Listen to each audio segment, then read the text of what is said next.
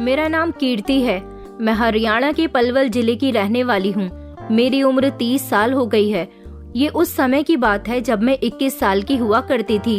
अपने माता पिता के साथ मेरी जिंदगी बहुत ही खुशहाल गुजर रही थी। मेरा एक छोटा भाई जिसकी उम्र 15 साल थी। हम सिर्फ 2 भाई बहन ही थे और हम दोनों भाई बहन ही बहुत खूबसूरत थे। लोग हमें देखकर हमारी खूबसूरती की तारीफ किया करते थे क्योंकि मैं अपनी मम्मी पर गई थी। मेरे पापा हरियाणा के ही रहने वाले थे, मगर उनके फाइनेंशियल हालात कुछ ठीक नहीं थे। अपनी जवानी के समय उनके पास कोई ऐसी नौकरी नहीं थी जिससे वो ढेर सारे पैसे कमा सकते। मेरे पापा मेरे दादाजी के तीसरे नंबर के बेटे थे। मेरे 2 बड़े ताऊजी की नौकरियां अच्छी थी। वो लोग अच्छे खासे पैसे कमाया करते थे। मेरे पापा ने काफी समय तक अपने पिता के पैसों पर ऐश किया था। मेरे पापा एक ऐसे इंसान थे जिसको घूमने फिरने का बहुत शौक था, जो अपने दोस्तों के साथ हमेशा किसी न किसी खूबसूरत जगह घूमने के लिए चले जाते थे। मेरे पापा की जिंदगी में एक ऐसा वक्त भी आया था जब उन्हें किसी लड़की से प्यार हो गया। वो लड़की कोई और नहीं बल्कि मेरी मम्मी थी। मेरे पापा उस समय अपने दोस्तों के साथ कश्मीर घूमने के लिए गए थे। वो पूरे 1 हफ्ता कश्मीर अपने दोस्तों के साथ ठहर कर आए थे। वहाँ पर उनकी मुलाकात मेरी मम्मी से हुई, जो कश्मीर की रहने वाली थी। मेरी मम्मी 3 बहनें थीं और कश्मीर में अपने माता पिता के साथ उनकी जिंदगी बहुत अच्छी गुजर रही थी। मेरी मम्मी को भी मेरे पापा पसंद आ गए थे। मेरी मम्मी इतनी ज्यादा सुंदर थी कि यहाँ उनके मुकाबले में ऐसा कोई भी नहीं है, मगर उनको अपनी खूबसूरती पर बिल्कुल भी घमंड नहीं था, क्योंकि वो जिस जगह से आई थी वहाँ खूबसूरत गोरे चिट्टे और सुर्ख रंगत के लोग ही रहा करते थे। पहली नजर में उन दोनों को एक दूसरे से प्यार हो गया था। पूरे 1 हफ्ते मेरे पापा अपने दोस्तों के साथ कश्मीर में रहे। वो 1 हफ्ता उनकी जिंदगी का सबसे खूबसूरत समय था। उसके बाद जब पापा के घर वापस आने का समय आया तो मम्मी ने उनसे कहा कि मैं भी तुम्हारे साथ चलना चाहती हूँ, मुझे तुमसे शादी करनी है, तुम मेरे दिल को बहुत पसंद आ गए हो। पापा ने मम्मी से कहा भी था कि तुम्हारे माता पिता अगर नहीं माने तो क्या होगा। मम्मी ने कहा कि मैं जानती हूँ कि मेरे माता पिता नहीं मानेंगे, मगर फिर भी मैं अपनी मर्जी से तुम्हारे साथ चलना चाहती हूँ। पापा मेरी मम्मी के माता पिता से लड़ झगड़ कर उन्हें अपने साथ यहाँ लेकर आ गए थे। उधर मम्मी के माता पिता ने भी उनसे सारे संबंध खत्म कर दिए थे, क्योंकि मम्मी जिद पर अड़ी हुई थी। उन्हें शादी करनी थी तो सिर्फ मेरे पापा से ही करनी थी। पापा मम्मी को लेकर घर तो आ गए थे, मगर उन्हें ये नहीं पता था कि अभी घर में भी एक नया हंगामा उनका इंतजार कर रहा था। मेरे दादाजी बहुत शरीफ इंसान थे। जिस जगह हम लोग रहते थे वहाँ के सारे ही लोग मेरे दादाजी की बहुत इज्जत किया करते थे। दादाजी बहुत मान सम्मान वाले इंसान थे। वो लव मैरिज के बहुत खिलाफ थे। अगर लव मैरिज कोई कर भी लेता तो वो उसे माफ तो भले ही ना करते थे, मगर लव मैरिज करने वाले कपल को खुशी खुशी जिंदगी गुजारने की एडवाइस देते थे। जब उनके खुद के बेटे ने ये काम किया तो उन्हें बहुत गुस्सा आया था। उन्हें नहीं पता था कि उनका बेटा कश्मीर से लड़की भगाकर ले आएगा। जब मम्मी पापा हरियाणा वापस आए तो उन्होंने कोर्ट मैरिज कर ली, क्योंकि मम्मी अपने सारे डॉक्यूमेंट साथ लेकर आई थी। उसके बाद पापा उन्हें अपनी पत्नी बनाकर घर लेकर आए। घर के सारे ही लोग उन दोनों को एक साथ देखकर बहुत डर गए थे। पापा ने जब उनको पूरी बात बताई तो मेरे दादाजी का पारा हाई हो गया था। उनको बहुत गुस्सा आया था, लेकिन अब कुछ नहीं हो सकता था। मम्मी कश्मीर से यहाँ आ चुकी थी, अब वो यहाँ से वापस तो नहीं जा सकती थी और वो दोनों शादी के बंधन में भी बंध चुके थे।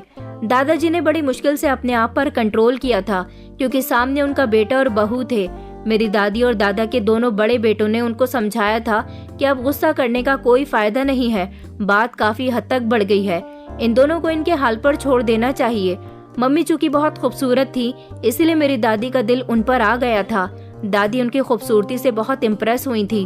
उन्होंने ऐसी खूबसूरत लड़की अपनी आंखों के सामने शायद पहली बार देखी थी। दादी ने तो दिल से अपनी बहू को एक्सेप्ट कर लिया था। हालांकि दादा भी एक्सेप्ट कर चुके थे, लेकिन वो अपने दिल से नाराजगी खत्म नहीं कर पा रहे थे। मेरे पापा ने शर्मिंदा होकर उन लोगों से माफी मांगी थी और वक्त इसी तरह से गुजरता गया। मेरे दोनों ताऊजी, जो कि पहले से ही नौकरियां करते थे, इसीलिए अपने परिवार का पेट भी अपनी कमाई से पाल रहे थे। लेकिन मेरे पापा, जिसने कभी कोई मेहनत नहीं की थी, और अब शादी करने के बाद दादाजी ने उनको सावधान कर दिया था कि मैंने तुम्हें तो सारी जिंदगी अपनी कमाई खिलाई है, मगर अब अपने परिवार को तुम खुद देखो।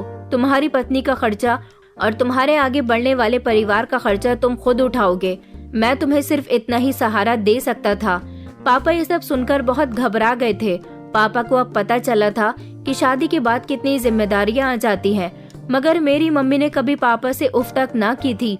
उन्हें मेरे पापा इतने पसंद आ गए थे कि वो उनके साथ कैसे भी हाल में गुजारा करने के लिए तैयार थी। मेरी दोनों ताई जी अपनी देवरानी से जलती थी। हमेशा मेरी दोनों ताई मम्मी के खिलाफ दादी को भड़काती रहती थी। वक्त गुजरता जा रहा था। पापा नौकरी की तलाश में इधर उधर घूम रहे थे। मेरे पापा पढ़े लिखे थे, इसलिए उन्होंने नौकरी तलाश कर ली थी। भले ही उनको एक मामूली सी फैक्ट्री में नौकरी मिली थी, मगर उन्होंने सोच लिया था कि वो इतनी मेहनत करेंगे कि सब कुछ ठीक हो जाएगा। मेरे दादाजी के पास ज्यादा जायदाद तो नहीं थी। जिस घर में वो लोग रहते थे वो घर काफी बड़ा था। फिर कुछ वक्त गुजरा तो मैंने जन्म लिया। सारे ही देखने वाले लोग यही कहते थे कि बेटी बिल्कुल अपनी माँ पर गई है, क्योंकि मैं बचपन से ही बेहद खूबसूरत थी। मैं अपने ददिहाल वालों की तरह बिल्कुल भी नहीं लगती थी। मेरे जन्म पर मेरी माँ को अपने माता पिता और अपना परिवार बहुत याद आया था, लेकिन वो तो अपनी सारी पुरानी कश्तियाँ जलाकर आगे बढ़ गई थी, तो फिर पीछे कैसे वापस पलट सकती थी। वक्त गुजरने के साथ साथ दादाजी और दादी जी भी एक एक करके दुनिया से विदा हो गए और फिर घर में लड़ाई झगड़े शुरू हो गए। मेरी दोनों ताई जी का कहना था कि ये पूरा घर हमारा है, इस घर में तुम्हारा कोई हिस्सा नहीं है। मगर मेरे पापा का कहना था कि तीनों भाई बराबर हैं। भले ही मैंने कभी कोई कमाई नहीं की, कभी अपने माता पिता को अपनी कमाई का 1 रुपया भी नहीं दिया, मगर माता पिता के लिए अपने सारे ही बच्चे बराबर होते हैं। जितना इस घर में दोनों भाइयों का हक है, उतना ही हक मेरा भी है। इस बात पर बहुत बहस हुई। तीनों भाइयों में आपस में बहुत झगड़े हुए, पंचायतें हुई, तो यही फैसला निकला कि इस घर में 3 ही हिस्से होने हैं और एक हिस्सा मेरे पापा का भी होगा। घर के बंटवारे हो गए थे। मेरे दोनों ताऊजी ने अपने अपने हिस्से में आने वाली जगह बेच दी और दोनों ने उन पैसों से दूसरी जगह पर घर खरीद लिए, जबकि मेरे पापा के पास इतने पैसे नहीं थे कि वो अपना घर बेचकर दूसरा घर खरीद लेते। हालांकि मेरे पापा के हिस्से में जो घर आया था वो बहुत छोटा था, लेकिन मेरी मम्मी ने कहा कि मैं इसमें भी गुजारा कर लूंगी। अभी हमारा घर छोटा है, आगे चलकर बड़ा भी हो जाएगा। सबसे अच्छी बात तो यह है कि हमारे सर पर अपनी छत है। इस तरह अब हमारी जिंदगी थोड़ी सुकून से गुजरने लगी थी। पापा काम करके जितने पैसे लेकर आते, उन पैसों से हमारे घर का गुजारा हो जाता था। फिर कुछ समय के बाद मेरा छोटा भाई आ गया और मेरे माता पिता का परिवार पूरा हो गया था। मेरे मम्मी पापा ने हम दोनों भाई बहन को बहुत प्यार दिया था, मगर वो सिर्फ मजबूर थे तो हमारी ख्वाहिशें पूरी करने से मजबूर थे, क्योंकि पापा की जितनी सैलरी थी उस हिसाब से वो हमारी हर ख्वाहिश पूरी नहीं कर सकते थे। फिर ऐसा हुआ कि वक्त गुजरता गया, मैं और मेरा भाई बड़े होते गए, हम लोगों की पढ़ाई भी पूरी हो गई और उसी बीच पापा का काम भी पहले से अच्छा हो गया। पापा उस फैक्ट्री से निकलकर दूसरी फैक्ट्री में नौकरी करने के लिए चले गए, तो वहाँ पर उनकी सैलरी बहुत अच्छी थी। जिंदगी में परेशानियां अब ना के बराबर रह गई थी। मेरे पापा के दोनों भाई उनसे कोई संबंध नहीं रखते थे। ये हमारा छोटा सा परिवार था और हम एक दूसरे के लिए ही सब कुछ थे। मेरी उम्र 21 साल हुई। मेरी मुलाकात शरद से हुई। शरद मेरे कोचिंग सेंटर में पढ़ता था और उसने मुझे पहली ही नजर में देखकर पसंद कर लिया था। मैं इतनी सुंदर थी तो कोई भी मुझे आसानी से पसंद कर लेता था, लेकिन शरद की बात कुछ और ही थी।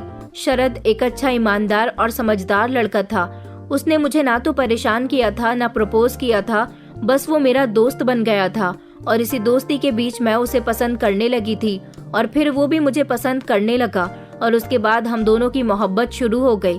मैं उसकी मोहब्बत में इतनी डूब चुकी थी कि मुझे ये दुनिया हसीन लगने लगी थी। बस हमेशा शरद ही शरद दिखाई देता था। मेरी पढ़ाई लगभग कंप्लीट होने वाली थी, क्योंकि मैं बीएससी कंप्लीट कर चुकी थी और शरद अभी इंजीनियरिंग कर रहा था और उसे अभी आगे और पढ़ना था। वो भी मेरी ही तरह एक मामूली फैमिली का हिस्सा था, लेकिन उसकी फैमिली मेरी फैमिली से ज्यादा लो थी। उसके घर में फाइनेंशियल इश्यूज बहुत ज्यादा थे, क्योंकि वो अपने माता पिता का इकलौता बेटा था और उसके पापा को ब्रेन ट्यूमर था, जिसकी वजह से उनका इलाज चलता रहता था। शरद एक मामूली सी नौकरी करता था। शरद जितने पैसे कमाता वो उसके पापा के इलाज पर लग जाते थे। पहले ही उसकी सैलरी बहुत कम थी और उसे पढ़ाई भी करनी थी और अपनी पढ़ाई का बोझ भी वो अकेला ही उठा रहा था। वो बेचारा बहुत परेशानियों से घिरा हुआ था। इसी बीच उसकी मुझसे मुलाकात हुई तो वो मुझे अपना हमदर्द समझने लगा था, क्योंकि मैं उसकी तकलीफों को बहुत अच्छे तरीके से समझती थी। इसी दौरान मुझे पता लगा कि मेरे मम्मी पापा मेरे लिए रिश्ता तलाश कर रहे हैं। पापा का कहना था कि अब तुम्हारी पढ़ाई पूरी हो चुकी है, अब हम तुम्हें घर तो नहीं बैठा सकते, तुम्हारी उम्र ठीक है, तुम शादी के लायक हो गई हो, लेकिन मैं इतनी आसानी से शादी कैसे कर सकती थी? मैं तो शरद से प्यार करती थी। मैंने इस बारे में फौरन ही शरद को बताया और उसे अपने घर रिश्ता लाने के लिए कहा। तो शरद कहने लगा कि मैं ऐसी सिचुएशन में तुम्हारे घर रिश्ता कैसे ला सकता हूँ? अभी मैं अपने पैरों पर पूरी तरह से खड़ा भी नहीं हुआ हूँ। ऊपर से मेरे पापा की भी तबीयत खराब रहती है। ऐसी कंडीशन में अगर मैं घर वालों से तुम्हारे बारे में बात करूंगा तो मेरे घर में मेरी क्या इज्जत रह जाएगी? मैंने कहा, शरद तुम्हें कुछ ना कुछ तो करना पड़ेगा, वरना मेरे पेरेंट्स मेरी शादी कहीं और कर देंगे। शरद कहने लगा कि मुझे 1 हफ्ते का टाइम दो, मैं अपने घर पर बात करता हूँ। 1 हफ्ता भी पूरा हो गया था। उधर मेरे मम्मी पापा मेरे लिए रिश्ते तलाश कर रहे थे और फिर उन्हें एक ऐसा रिश्ता मिल गया था जो उनकी उम्मीद से बढ़कर था। एक ऐसे परिवार ने मुझे पसंद कर लिया था जो बहुत अमीर लोग थे। उन्हें दान दहेज से कोई मतलब नहीं था, न मेरे परिवार के फाइनेंशियल हालात से कोई मतलब था। उन्हें सिर्फ अपने बेटे के लिए खूबसूरत लड़की चाहिए थी और मुझ जैसी खूबसूरत लड़की को देखकर उन्होंने डिसाइड कर लिया था कि वो मुझे अपने घर की बहू बनाकर रहेंगे। वो लोग इतने अमीर थे कि पापा ने फैसला कर लिया था कि वो मेरी शादी यहीं करेंगे। मैंने जब ये बात शरद को बताई तो वो अकेला ही मेरे घर मेरे मम्मी पापा से बात करने के लिए आ गया था। मुझे उसका ये कॉन्फिडेंस बहुत पसंद आया था क्योंकि वो मुझसे अलग नहीं होना चाहता था। शरद ने मेरे पापा से बात की और कहा कि मैं कीर्ति से बहुत प्यार करता हूँ, मैं उसी से शादी करना चाहता हूँ, वो भी मुझसे बहुत प्यार करती है। पापा ने मुझसे मेरी मर्जी पूछी तो मैंने भी कह दिया था कि हाँ, मैं शरद से प्यार करती हूँ। शरद मेरे पापा के हिसाब से देखने भालने में एक मामूली सा लड़का था, जबकि जिस लड़के से मेरा रिश्ता चल रहा था वो बहुत ही स्मार्ट था। पापा को शरद पसंद नहीं आया था। पापा ने शरद से उसकी एजुकेशन के बारे में पूछा, उसकी मंथली इनकम के बारे में पूछा, उसके परिवार के बारे में पूछा। तो शरद ने अपनी सारी जानकारी मेरे पापा को बिल्कुल सही दी थी। उसने एक भी झूठ नहीं बोला था। पापा ने शरद से कहा था कि हम तुम्हें सोचकर बता देंगे। शरद को भी उम्मीद थी कि मेरे पापा मान जाएंगे। वो हमारे घर से चला गया था, लेकिन उसके जाने के बाद मम्मी पापा ने मेरी बहुत क्लास लगाई थी। पापा ने इमोशनल ड्रामा किया था। पापा कहने लगे कि तुमने हमारा भरोसा तोड़ा है, तुमने हमारे साथ बहुत गलत किया। आखिर तुमने इस लड़के के अंदर क्या देखा है? ना ये देखने का अच्छा है, ना इसका परिवार ठीक है और ना ही अच्छा कमाता है। आखिर इसके अंदर ऐसी भी क्या क्वालिटी है कि तुम इससे प्यार करने लगी हो? जरा तुम अपनी शक्ल देखो, तुम्हारी तो शक्ल देखकर भी हजारों रिश्तों की लाइन लग सकती है और ये लड़का तुम जैसी लड़की को डिजर्व नहीं करता। मम्मी कहने लगी कि हमें ये लड़का पसंद नहीं आया, हम तुम्हारी शादी इस लड़के के साथ नहीं बल्कि उसी लड़के के साथ करवाएंगे जिनके साथ हमने तुम्हारा रिश्ता तय किया है। लेकिन मैं जिद पर अड़ गई थी। मैंने शोर मचाना शुरू कर दिया था कि मैं शादी करूंगी तो शरद से करूंगी, मगर मेरे मम्मी पापा भी जिद पर अड़ चुके थे। उन्होंने कहा था कि चाहे जो हो जाए तुम्हारी शादी हमारी मर्जी से ही होगी। मुझसे मेरा मोबाइल छीन लिया गया था। मेरे साथ घर में बहुत बुरा सुलूक हुआ था। मेरी शादी जबरदस्ती मेरी मर्जी के खिलाफ करवाई जा रही थी। मेरा घर से निकलना भी बंद करवा दिया गया था। मम्मी ने तो मुझे ब्लैकमेल किया था। उन्होंने कहा था कि अगर तुम शरद से शादी करोगी तो हमारी लाश पर से तुम्हें गुजरना होगा। मुझे अपने माता पिता का ये सुलूक बिल्कुल भी अच्छा नहीं लगा था। मुझे कमरे में बंद कर दिया गया था। मेरा छोटा भाई भी मुझे समझा रहा था कि दीदी वही करो जैसा मम्मी पापा कहते हैं, भूल जाओ इस लड़के को। लेकिन मैं अपने दिल से उसको कैसे निकाल सकती थी? शरद फिर से मेरे मम्मी पापा से उनका जवाब लेने के लिए आया था। उसे नहीं पता था कि मेरे साथ इस घर में क्या हो रहा है, लेकिन उस बेचारे के साथ बहुत बुरा सुलूक किया गया। पापा ने उसे डांट कर भेज दिया था, मगर वो नहीं जा रहा था तो पापा ने उसे एक ऐसी बात कही जिसकी वजह से वो यहाँ से जाने पर मजबूर हो गया। पापा ने कहा कि कीर्ति तुमसे शादी नहीं करना चाहती, मगर वो इस बात पर यकीन नहीं कर पा रहा था। पापा ने उसे बाहर खड़े रहने को कहा और पापा घर के अंदर आ गए। मेरे पास मेरे कमरे में आए और मुझसे कहने लगे कि कीर्ति, बाहर वो लड़का खड़ा हुआ है, तुम्हें उससे मना करना है कि तुम उससे शादी नहीं करना चाहती। जैसा मैंने कहा है तुम वैसा ही करोगी। अगर तुमने ऐसा नहीं किया तो आज मैं और तुम्हारी मम्मी सूली से लटककर अपनी जान दे देंगे। मैंने कहा, आप ऐसा क्यों कर रहे हो, जबकि आप दोनों की भी तो लव मैरिज थी। मम्मी कहने लगी कि हाँ, हम दोनों की लव मैरिज थी, मगर हम दोनों ने बहुत सारी परेशानियों का सामना किया है, तब जाकर हमारी जिंदगी आसान हुई है। और जो परेशानियां हमने बर्दाश्त की हैं, हम नहीं चाहते कि हमारी बेटी भी उन्हीं परेशानियों का सामना करे। हम तुम्हारे भले के लिए ही ये सब कुछ कह रहे हैं और इस लड़के की औकात क्या है। जिस जगह तुम्हारा रिश्ता तय हुआ है वो लड़का तुम्हें अपनी पलकों पर बिठाकर रखेगा और ये लड़का तुम्हें सारी जिंदगी कोई खुशी नहीं दे सकता। तुम्हारे पापा ने मुझे खुशी देने के लिए बहुत सारे स्ट्रगल किए और हर इंसान स्ट्रगल नहीं कर सकता। कुछ लोग तो बीच रास्ते में हिम्मत हार जाते हैं और फिर क्या बचता है? मोहब्बत से पेट नहीं भरता। मोहब्बत के साथ साथ पैसों का होना भी बहुत जरूरी है, जो कि इस लड़के के पास नहीं है। इसलिए तुम हमारी बात मान लो और जाकर इससे सारे संबंध खत्म कर दो। कह दो इससे कि तुम्हारे पास कुछ नहीं है, इसलिए मैं तुमसे शादी नहीं कर सकती। मम्मी पापा ने मुझे इतना मजबूर कर दिया था कि मैं टूट कर रह गई थी और फिर मजबूरन मैंने अपने आंसू साफ किए और जाकर शरद का सामना किया। शरद कहने लगा कि ये तुम्हारे मम्मी पापा क्या कह रहे हैं? मैंने कहा ये लोग ठीक कह रहे हैं, मैं तुमसे शादी नहीं कर सकती। मेरा दूसरी जगह रिश्ता तय हो चुका है, तुम अब मेरा पीछा करना छोड़ दो। शरद कहने लगा कि आखिर तुम ऐसा क्यों कह रही हो? तुम तो मुझसे बहुत प्यार करती थी, तुमने मेरे साथ सारी जिंदगी गुजारने के वादे किए थे। मेरे पापा की तबीयत ठीक नहीं है, पापा की जैसे ही तबीयत ठीक होगी वो दोनों खुद यहाँ चलकर तुम्हारा हाथ मेरे लिए मांगने आएंगे। मैं भी उनको मना चुका हूँ। मैंने कहा कि अब तुम्हें मेरे लिए कोई भी कोशिश करने की जरूरत नहीं है। तुम्हारे पास है ही क्या जिससे मैं तुमसे शादी करूं? तुम मुझे जिंदगी की कोई खुशी नहीं दे सकते, कोई आराम नहीं दे सकते, सिर्फ मोहब्बत दे सकते हो और मोहब्बत से पेट नहीं भरता। अरे तुम तो खुद पाई पाई के मोहताज हो, तुम्हारे साथ मेरा गुजारा नहीं होगा। मैंने उसके आगे हाथ जोड़कर कहा कि यहाँ से निकल जाओ। मैंने ये सब कुछ बड़ी मुश्किल से कहा था। वो बेचारा रोने लगा और कहने लगा कि तुम बहुत घमंडी हो, मुझे नहीं पता था कि तुम में दौलत का लालच है। दौलत ही सब कुछ नहीं होती, जिंदगी में मोहब्बत का होना बहुत जरूरी है। उसकी ये सारी बातें मेरे मम्मी पापा को पसंद नहीं आई। मेरे पापा ने उसे धक्के मारकर मेरे घर से निकाल दिया और मैं खामोशी से खड़ी हुई उसे देखती रही। मैं अपने कमरे में आकर बुरी तरह से रोई थी। मैं शरद की नजरों में गलत साबित हो गई थी, मगर वो नहीं जानता था कि मैं किस कंडीशन से गुजरी थी। वक्त गुजरता जा रहा था और मेरी शादी पे निखिल नाम के लड़के के साथ तय हो गई थी। शरद के साथ मेरे माता पिता की वजह से जो कुछ भी हुआ था उसके लिए मैंने सोच लिया था कि मैं खुद को कभी माफ नहीं करूंगी और कभी अपने पेरेंट्स को पलटकर नहीं देखूंगी। मेरे घर में मेरी शादी की तैयारियां शुरू हो गई थी और फाइनली मेरी शादी का दिन भी आ गया था।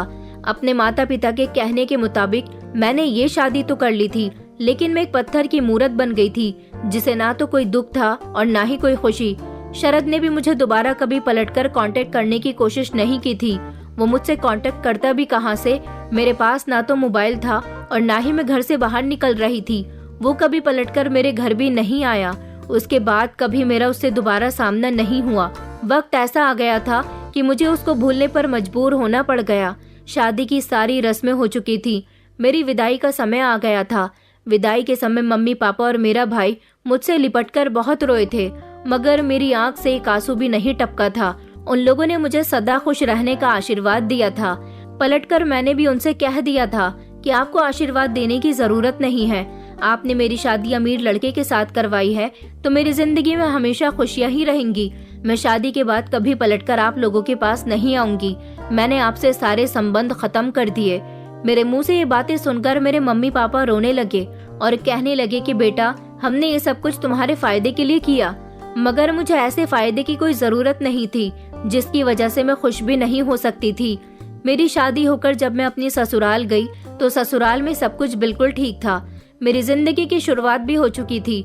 निखिल मुझे हर तरह से खुश रखने की कोशिश करता था, लेकिन मेरे चेहरे से तो खुशी कहीं गायब हो गई थी। फिलहाल निखिल के साथ मेरी जिंदगी अच्छी गुजरने लगी। मैंने खुद को समझा लिया था कि अब जो भी है, जैसा भी है, यही मेरा घर है और यही मेरा पति है। निखिल एक अच्छे पति साबित हुए थे। उनका बिहेवियर मेरे साथ बहुत अच्छा रहता था, लेकिन उनकी माँ का बिहेवियर मुझे बिल्कुल भी पसंद नहीं था, जो मुझसे बात करना भी पसंद नहीं करती थी। शादी के बाद मुझे पता चला था कि निखिल की माँ उसकी सगी माँ नहीं बल्कि सौतेली माँ है। वो इस बात का बदला न जाने मेरे साथ क्यों लेती थी। शायद उन्हें घर में मेरी मौजूदगी पसंद नहीं थी। निखिल के पापा ज्यादातर ऑफिस में होते थे, घर में मैं और मेरी सास ही होते। कुछ समय के बाद मुझे माँ बनने की खुशी मिली। मैंने बेटे को जन्म दिया था। मेरी इस खुशी पर मेरे मम्मी पापा भी शामिल होने आए थे, लेकिन मैंने उनको सावधान कर दिया था कि आगे मेरी जिंदगी में या मेरे घर में शामिल होने की कोशिश मत करना। वो लोग जानते थे कि उनकी बेटी उनसे नाराज है मगर उनका मानना था कि अब तुम्हें नाराजगी खत्म कर देनी चाहिए, तुम बहुत अच्छी रहती हो। मुझे उनको पलटकर नहीं देखना था। मैं भले ही अच्छी रहती थी, लेकिन मैं खुश नहीं थी। मैं सिर्फ फॉर्मेलिटी निभाने के लिए और जिंदगी को गुजारने के लिए निखिल की पत्नी थी। मेरा बेटा मेरी जिंदगी में आ गया तो जिंदगी खुशहाल हो गई और मैंने अपनी शादीशुदा जिंदगी को एक्सेप्ट कर लिया। सास का बिहेवियर अभी भी मेरे साथ ठीक नहीं था। वो मेरे पति के पीछे और ससुर के पीछे मुझे बहुत बातें सुनाया करती थी। मैं सब कुछ बर्दाश्त करती थी। फिर कुछ साल गुजरने के बाद मैंने एक बेटी को जन्म दिया। मेरे पति अपने बच्चों से बहुत खुश रहते थे। अब मैं भी खुश रहने लगी थी, लेकिन मेरी खुशियां मुझे ज्यादा दिन रास नहीं आई। मेरे पति के साथ एक भयानक हादसा हो गया और उस हादसे में उनकी जान चली गई। जब ये खबर मुझे पता चली तो मेरे होश बेकाबू हो गए थे। मेरे पास छोटे छोटे बच्चे थे। मेरे बच्चे अनाथ हो चुके थे। यही सोच सोचकर मेरा हाल बेहाल था। मेरे पति मुझे और बच्चों को छोड़कर चले गए। ये सब मैं बर्दाश्त नहीं कर सकती थी। फिर भी मैंने खुद को बच्चों की खातिर संभाल लिया था। मेरे पति के साथ मैंने पूरे 5 साल गुजारे थे और इन 5 सालों में उन्होंने कभी मुझे कोई परेशानी नहीं होने दी थी। लेकिन उनके मरने के बाद उनकी माँ का बिहेवियर मेरे साथ और ज्यादा खराब हो गया। उनकी सौतेली माँ अपने पति और बेटे की पूरी जायदाद पर खुद कब्जा करना चाहती थी। वो समझ गई थी कि अब आगे निखिल के भी बच्चे हैं और ये सब कुछ निखिल के मरने के बाद उसके बच्चों का ही होगा। इसलिए उसने चालाकी से मुझे घर से निकाल दिया। मेरे साथ बहुत बुरा सलूक किया। मेरे ससुर जी, जो मुझे बहुत अच्छा समझते थे, लेकिन मेरी सास ने मेरे पति के मरने के बाद मुझ पर चोरी का इल्जाम लगाया और मेरे ससुर के सामने ये बात क्लियर कर दी कि चोरी मैंने ही की है, मगर मैंने चोरी नहीं की थी। उन्होंने कहा कि अब हमारा निखिल तो इस दुनिया से ही जा चुका है। इस लड़की का हमारे घर में कोई काम नहीं है, ना ही हमें इसके बच्चे चाहिए और ना ही ये हमारे घर में रह सकती है। मेरे ससुर के दिल में भी मेरी सास ने खूब नफरत भर दी थी और इस तरह मैं उस घर से बेसहारा हो गई थी। मुझे घर से निकाल दिया गया था। मैं सड़कों पर अपने बच्चों को लेकर इधर से उधर टहल रही थी। मेरी समझ नहीं आ रहा था कि मैं क्या करूं, कहां जाऊं। अपने मायके वालों के पास भी नहीं जा सकती थी क्योंकि मैं बहुत खुददार हो चुकी थी। वक्त और हालात से लड़ना मैंने सीख लिया था। मेरे घर वालों ने जितनी कोशिश की थी कि मैं खुश रहूंगी, अच्छी रहूंगी, उतनी ही मेरी किस्मत खराब निकली थी। अब मैं अपने बच्चों को लेकर दर दर की ठोकरें खा रही थी। मेरे बच्चे भूख से बिलख रहे थे। मैं सड़क के किनारे उनको लिए बैठी थी। फिर मुझे अपनी एक दोस्त का घर याद आया। मैं अपने बच्चों को लेकर वहाँ चली गई थी। वो मेरी कॉलेज की फ्रेंड थी। काफी टाइम के बाद मेरा उससे सामना होने जा रहा था। मैं सोच रही थी कि वो मेरी मदद करेगी भी या नहीं। मैं उसके घर गई तो वो मुझे देखते ही पहचान गई थी। उसके घर में उसकी फैमिली भी रहती थी। सब लोग अपने अपने कामों में बिजी थे। वो मुझे और मेरे बच्चों को लेकर अपने रूम में चली गई और वहां जाने के बाद हम लोग आपस में बातें करने लगे। वो मुझे देखकर परेशान हो गई और पूछने लगी कि क्या हुआ, आज तुम मेरे घर कैसे आ गई। फिर मैंने उसे बताया कि मैं बहुत परेशान हूँ। मेरे बच्चे कल से भूखे हैं, सड़क पर ही अपना वक्त गुजार रही हूँ। तुमसे मदद चाहिए थी। मेरे रहने का और मेरी नौकरी का कहीं बंदोबस्त करवा दो। जब उसने ये बात सुनी तो उसने मेरे बच्चों के लिए खाना मंगवाया। मेरे दोनों बच्चों ने पेट भरकर खाना खा लिया था। उसने कहा कि नौकरी के लिए तो मैं तुम्हारी बात कर लूंगी, मगर इस समय कोई पोस्ट खाली नहीं है और रहने का बंदोबस्त भी मैं तुम्हारा कहाँ करवा सकती हूँ। मैं तो खुद इस घर में रहती हूँ। तुम्हारे पास अगर पैसे हों तो तुम्हें रेंट का घर दिलवा सकती हूँ। मैंने उसे मना कर दिया और कहा कि मेरे ससुराल वालों ने मुझे खाली हाथी घर से निकाल दिया, मेरे पास कुछ भी नहीं है। उसने मुझे थोड़े से पैसे दिए और कहने लगी कि इसके अलावा मैं तुम्हारी और कोई मदद नहीं कर सकती। उसने मेरे बच्चों को खाना खिलाया था, उनको पैसे दिए थे, यही मेरे लिए काफी था। मैं उसके घर से जाने लगी तो वो कहने लगी कि कीर्ति, आखिर तुम कब तक अपनी जिंदगी इस तरह से गुजारोगी। तुम्हारे छोटे छोटे बच्चे हैं, तुम्हें सहारे की जरूरत है। तुम्हें दूसरी शादी करके अपना घर बसा लेना चाहिए। मैंने कहा दूसरी शादी मुझसे भला कौन करेगा। मेरे बच्चे हैं और 2 बच्चों की माँ से कौन शादी करता है। मेरी दोस्त पिंकी ने मुझसे कहा कि क्यों नहीं करता। इस दुनिया में बहुत सारे ऐसे लोग हैं जिनकी पत्नियां मर जाती हैं, शादी नहीं चल पाती या फिर किसी कारण उनकी शादी नहीं हो पाती, तो फिर ऐसे लोग तुम जैसी लड़कियों का ही तो साथ चाहते हैं जो उनके घर को संभाल सके। मैंने कहा कि मैं शादी नहीं करना चाहती, मुझे सिर्फ पैसा कमाना है। फिर पिंकी ने मुझे एक आइडिया दिया। उसने कहा कि तुम्हें शादी भी नहीं करनी और पैसा भी कमाना है तो तुम किसी ऐसे इंसान से शादी क्यों नहीं कर लेती जो सिर्फ पैसा देकर सिर्फ अपनी जरूरत के लिए शादी करे। मैंने चौंक कर पिंकी को देखा। मैंने कहा, क्या इस दुनिया में ऐसे भी लोग होते हैं? तो वो कहने लगी कि हाँ, ऐसे बहुत सारे जरूरतमंद लोग होते हैं जो सिर्फ जरूरत के लिए अपनी शादी करते हैं। कोई कॉन्ट्रैक्ट शादी जैसे कि कुछ दिन का कॉन्ट्रैक्ट और तुम चाहो तो अपनी फीस ले सकती हो। मैं तो उसकी बात सुनकर चौंक गई थी, लेकिन ये आइडिया मेरे दिमाग में आ गया था। मैंने सोच लिया था कि मैं इसी तरह से पैसा कमा लूंगी। आखिर मैं किस तरह अपने बच्चों को सड़कों पर फिरने दूं? जरूरत के लिए ही सही, मगर मेरे पास अपने बच्चों की परवरिश करने के लिए पैसे तो आ जाएंगे। वैसे भी मेरे पास कोई दूसरा सहारा नहीं था। अपने बच्चों की खातिर एक औरत क्या कुछ नहीं करती। अपने घर वालों से तो मुझे कोई मदद लेनी ही नहीं थी। इसलिए मैंने पिंकी की मदद से कुछ ऐसे लोगों से बात की जो अपनी जरूरत पूरी करने की खातिर कुछ दिन के लिए मुझे अपनी पत्नी बनाना चाहते थे। मुझे ये भी एहसास हुआ कि मैंने निखिल के सामने कभी भी उससे अपनी मोहब्बत का इजहार नहीं किया। मैं करती भी तो कैसे, जब मैं उससे मोहब्बत करती ही नहीं थी। मैंने मामूली तौर पर शादी करने का सोचा, क्योंकि इस तरह लोगों की ख्वाहिश भी पूरी हो जाती और मैं उनके सर पर बोझ भी नहीं बनती। मेरा सामने एक आदमी से हुआ जो काफी बड़ा था। उसे देखकर मेरी आंखों में आंसू भी आ गए थे। वो मेरी खूबसूरती का दीवाना हो गया था और उसने मुझे अपनी बनाने का कहा, मगर मैंने उसे पहले ही बता दिया था कि मैं तुम्हारी पत्नी सिर्फ 3 दिन के लिए ही बनूंगी। मेरी फीस 3 दिन के 3 लाख रुपए है। मुझ जैसी खूबसूरत लड़की के साथ वक्त गुजारने के लिए तो हर कोई बेचैन रहता था, तो फिर अमीर लोग भी मुझ पर आसानी से पैसा लुटा सकते थे। वो बुढ़ा आदमी मान गया था और इस तरह मेरी शादी उसके साथ 3 दिन के कॉन्ट्रैक्ट पर हो गई। उसने जैसे ही मुझे 1 लाख रुपए का एडवांस दिया, मैंने फौरन एक घर किराए पर ले लिया और घर के अंदर सारा जरूरत का सामान रख लिया। फिर मैं 3 दिन के लिए उसकी पत्नी बन गई और 3 दिन तक उसने मुझसे पत्नी होने का पूरा हक वसूल किया। उसके बाद उसने मेरे पैसे दिए और मैं अपने घर आ गई थी। अब मेरे पास काफी सारे पैसे रहने लगे थे, क्योंकि अब मैं इसी तरह से पैसा कमा रही थी। एक आदमी को छोड़कर दूसरे के साथ शादी और दूसरे को छोड़कर तीसरे के साथ शादी, यही मेरा कारोबार बन गया था। बस मुझे खुशी तो इस बात की थी कि मेरे बच्चों का पेट भर रहा था। मेरे पास 1 लाख रुपए एक दिन का इकट्ठा हो जाता था, मगर मुझे इस काम के लिए बहुत कम कस्टमर मिलते थे। ऐसे बहुत से लोग थे जिनकी अपनी ख्वाहिश होती है शादी करने की, मगर उनकी किसी मजबूरी की वजह से शादी नहीं हो पाती। और बहुत से ऐसे भी लोग हैं जिनके पास पैसे नहीं होते, वो ये काम बहुत कम करते हैं। फिर भी मेरे बच्चों का खाना पीना चल निकला था और मेरी जिंदगी अच्छी गुजर बसर होने लगी। मैं बहुत कंजूसी से गुजारा करती थी, क्योंकि मैं समझ गई थी कि बुरा वक्त कभी भी और किसी पर भी आ सकता है। बुरे वक्त के लिए हमेशा पैसे लगाकर रखने चाहिए। मेरे दोस्त का तो मैंने बहुत बहुत शुक्रिया अदा किया था। भले ही वो मेरी मदद न कर सकी थी, मगर उसने मुझे पैसे कमाने का तरीका सिखा दिया था। ये मैं जानती थी कि मेरे पैसे कमाने का तरीका गलत है, लेकिन मुझ जैसी मजबूर औरत और क्या करती। वैसे भी खूबसूरत औरत को इस दुनिया के भेड़िए अपनी नजरों से नोच डालते हैं। उससे पहले मैंने खुद ही इसी काम को अपना धंधा बना लिया था। एक दिन मेरे घर के दरवाजे पर दस्तक हुई तो मेरी बेटी दरवाजा खोलने के लिए चली गई। कहने लगी कि मम्मी, आपसे कोई मिलने के लिए आए हैं। मैं दरवाजे की तरफ बढ़ी तो सामने एक अजीब से हुलिये में एक मर्द था। उसको देखकर मैं हैरान रह गई। उसकी दाढ़ी बड़ी हुई थी, जबकि बाल भी बिखरे बिखरे से थे। मैंने कहा कि कौन? तो वो कहने लगा कि मैंने सुना है कि तुम पैसों के लिए शादी करती हो और तुम्हारा सिर्फ 3 दिन का ही कॉन्ट्रैक्ट होता है। मैंने इधर उधर देखते हुए इत्मीनान किया कि कहीं कोई मोहल्लेदार या मेरे बच्चे आसपास तो मौजूद नहीं है, मगर वहाँ पर कोई नहीं था।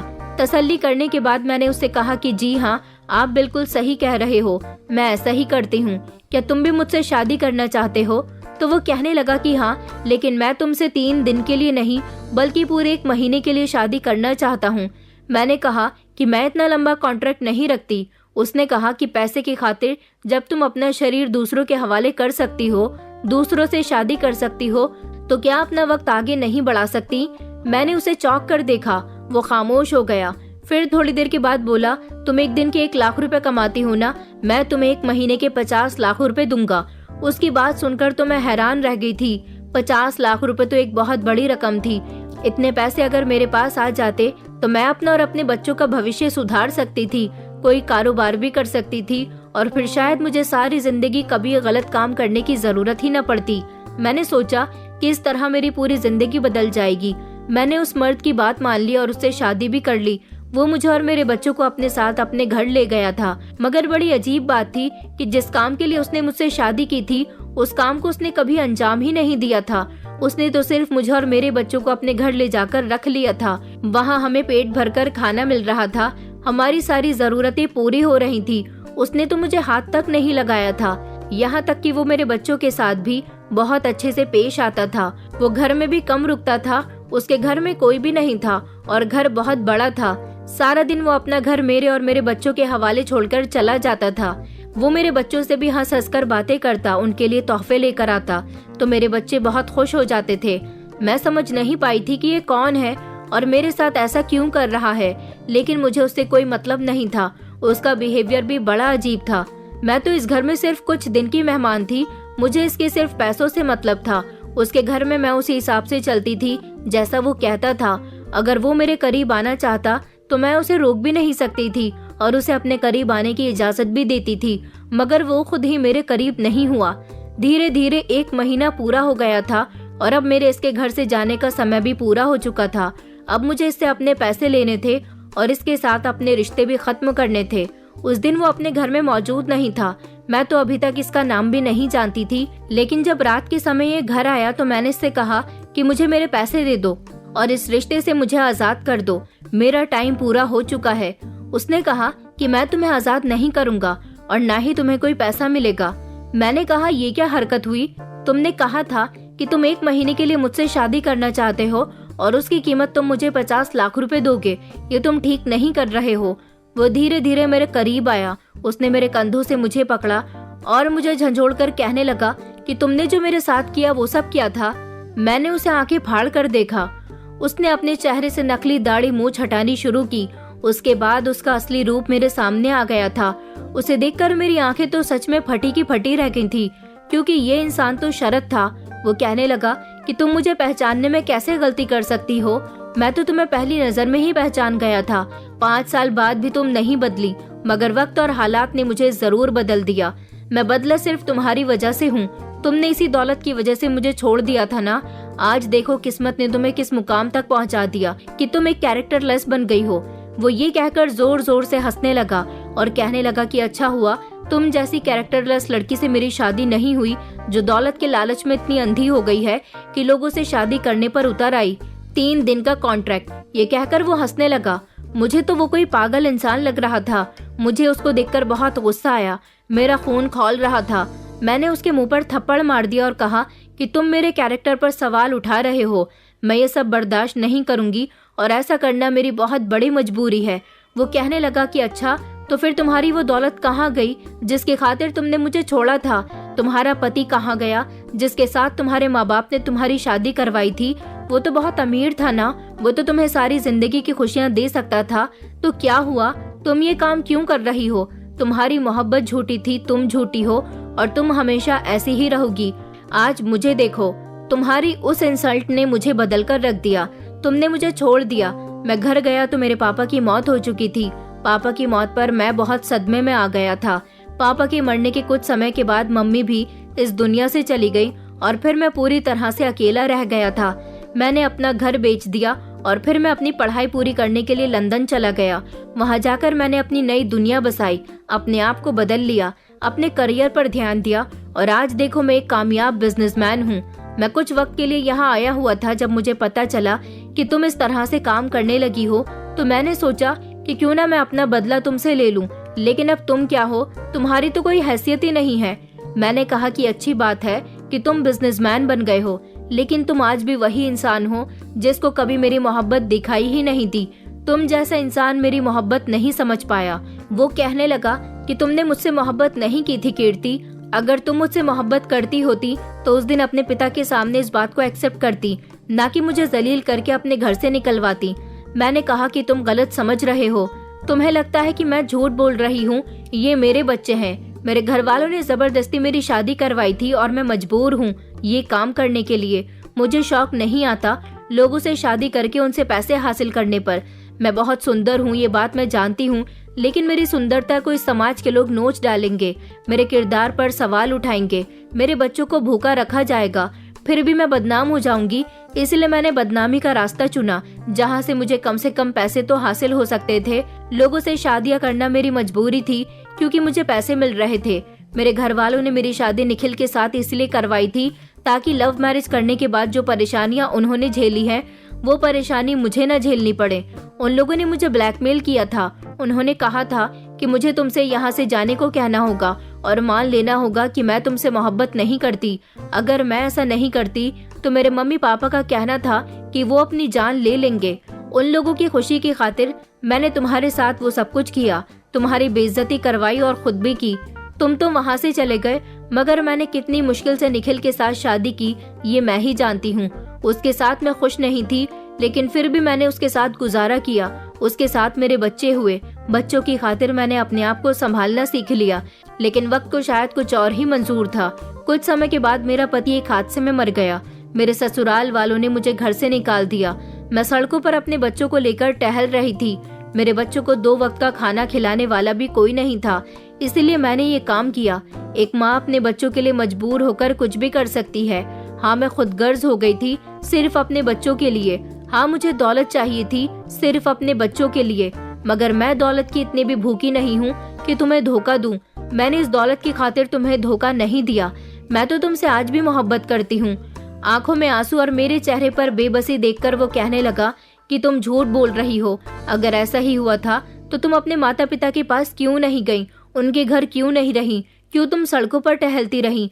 मैंने कहा क्योंकि मैं उनसे कोई संबंध नहीं रखती। उन लोगों ने अपनी खुशी की खातिर, अपनी इज्जत की खातिर तुमसे अलग करवाया था मुझे, और मेरी शादी निखिल के साथ करवाई थी। मैंने उनकी आज्ञा का पालन किया। वो लोग चाहते थे कि मैं निखिल से शादी करके अपना घर बसाऊं। मैंने वो किया, लेकिन मैं उनसे आज भी नाराज हूँ, क्योंकि उन्होंने मेरी मोहब्बत को मुझसे अलग कर दिया था। विदा होते समय ही मैंने उनसे सारे रिश्ते खत्म कर दिए, और फिर मुझ पर जितनी ही परेशानी आई, मैंने कभी पलटकर उनको आज तक नहीं देखा, और ना ही मैं उनके पास गई। ये कहकर मैं फूट फूट कर रो रही थी। मेरी बातों पर शरद को यकीन हो गया था। शरद मेरे आगे हाथ जोड़कर मुझसे माफी मांगने लगा। कहने लगा कि मैं तो तुम्हें गलत समझता रहा कीर्ति, मुझे लगा कि तुम गलत हो। तुम लालची होने के साथ साथ एक बिगड़ी हुई औरत भी हो गई हो, मगर मुझे नहीं पता था कि तुम्हारे ऐसा करने पर एक दर्द भरी कहानी छुपी हुई है। मुझे माफ कर दो। मैं तो तुम्हें ये रियलाइज करवाना चाहता था कि तुमने मेरे साथ बहुत गलत किया, मगर मुझे नहीं पता था कि तुमने जो मेरे साथ किया ऐसा तुमसे करवाया गया था। वो मेरे हाथ पकड़कर मेरे साथ रोने लगा था। उसने कहा कि आज मैं तुम्हें एक ऑप्शन देना चाहता हूँ। मैं तुमसे यहाँ रुकने के लिए जिद नहीं करूँगा, तुम्हारी मर्जी है। एक तरफ तुम्हारे पास 50 लाख रुपए हैं और दूसरी तरफ मैं हूँ, जो तुम्हें आज भी तुम्हारे बच्चों के साथ एक्सेप्ट करने के लिए तैयार हूँ। तुम चाहो तो 50 लाख रुपए लेकर यहाँ से जा सकती हो। वो 50 लाख रुपए कुछ समय के बाद खत्म हो जाएंगे, तो फिर तुम्हें किसी नए मर्द से शादी करनी पड़ेगी, और अगर तुम मुझे एक्सेप्ट कर लेती हो तो मैं तुम्हारे साथ सारी जिंदगी रहूंगा। तुम्हारा और तुम्हारे बच्चों का बहुत ख्याल रखूंगा। तुम्हारे बच्चे बहुत प्यारे हैं, उनके साथ मुझे दिली लगाव हो गया है। मुझे नहीं पता था कि तुम्हारे पति की मौत हो गई। मुझे लगा कि तुमने अपने पति को छोड़ दिया, लेकिन जब मैं तुम्हारे घर गया था तो तुम्हारे घर की कंडीशन देखकर मुझे कुछ खटका सा महसूस हुआ था, मगर मैंने सच्चाई जानने की कोशिश तब भी नहीं की थी। मैंने सोचा था कि जब तुम यहाँ से जाओगी तब मैं तुमसे अपना बदला लूंगा। मैं तुम्हें पैसे नहीं दूंगा, तुम्हें अपने साथ रिश्ते में इसी तरह से रहने दूंगा, और तुम्हारे साथ रहकर भी तुम्हारा नहीं बनूंगा। तुम्हें आजाद नहीं करूंगा, तब तुम्हें मेरी मोहब्बत का एहसास होगा। मगर मुझे माफ कर दो, अपना एहसास दिलाने के चक्कर में मैं तुम्हारे साथ बहुत गलत कर देता। वो कहने लगा, तुम्हें जो ऑप्शन ठीक लगे तुम उसे सिलेक्ट कर सकती हो। शरद की बातें सुनकर मैं सोच में पड़ गई थी कि मैं करूं तो क्या करूं, लेकिन मैंने इस 1 महीने में देख लिया था कि मेरे बच्चे शरद से बहुत मोहब्बत करने लगे हैं। मैंने सोचा कि 50 लाख रुपए से मेरी पूरी जिंदगी नहीं गुजर सकती, और न ही मुझे और मेरे बच्चों को किसी मर्द का सहारा मिल सकता है। शरद एक अच्छा इंसान है, मुझे शरद के साथ ही रहना पसंद आया था। इस तरह मेरे बच्चों को पिता का सहारा भी मिल जाता और मेरी पूरी जिंदगी भी शरद के साथ गुजर जाती। शरद के साथ शादी करने का अरमान मेरा पूरा हो चुका था, और इस तरह मुझे मेरी मोहब्बत मिल गई थी। मैंने जब शरद को अपनी मर्जी बताई तो वो बहुत खुश हुआ था। उसके साथ शादी के बंधन में तो मैं पहले ही थी। उसने मुझे और मेरे बच्चों को सहारा दिया, और इस तरह हम दोनों ने पुरानी बातें भुलाकर अपनी नई जिंदगी की शुरुआत कर दी थी। मेरे माता पिता, जिनको अभी तक ये पता भी नहीं था कि उनकी बेटी ने किस तरह की परेशानियों का सामना किया। जैसी सोच मेरे पेरेंट्स रखते हैं, ऐसी ही सोच रखने वाले कुछ ऐसे पेरेंट्स से मैं एक सवाल करना चाहती हूँ कि जो परेशानी आपने सही है, जरूरी नहीं कि आपके बच्चे भी वही परेशानी झेलें। जिंदगी में परेशानियां तो आती जाती रहती हैं और सबकी परेशानियां भी अलग अलग रूप में होती हैं। मेहनत से इंसान क्या कुछ नहीं कर सकता। जिस तरह मेरे पापा ने मेरी मम्मी की खातिर मेहनत करके इतना सब कुछ किया था और वो लोग सुकून की जिंदगी गुजार रहे थे, उसी तरह मेरे मम्मी पापा शरद के बारे में भी तो सोच सकते थे ना। शरद भी तो बदल गया और इतना सब कुछ हो जाने के बाद भी उसने मुझे हासिल कर लिया। आने वाली परेशानियों को आप लोग नहीं रोक सकते, जो होना है वो तो होकर ही रहता है। मैं शरद के साथ अब बहुत खुश हूँ। वो मुझे और मेरे बच्चों को अपने साथ लंदन ले आया है और यहाँ मैं उसके साथ एक खुशहाल जिंदगी गुजार रही हूँ। दोस्तों, उम्मीद करती हूँ आपको हमारी कहानी पसंद आई होगी। कहानी पसंद आई है तो वीडियो को लाइक करें, चैनल पर नए हैं तो चैनल को सब्सक्राइब करें और हाँ, नोटिफिकेशन बेल को जरूर दबाएं ताकि अगली अपडेट सबसे पहले आपको मिले।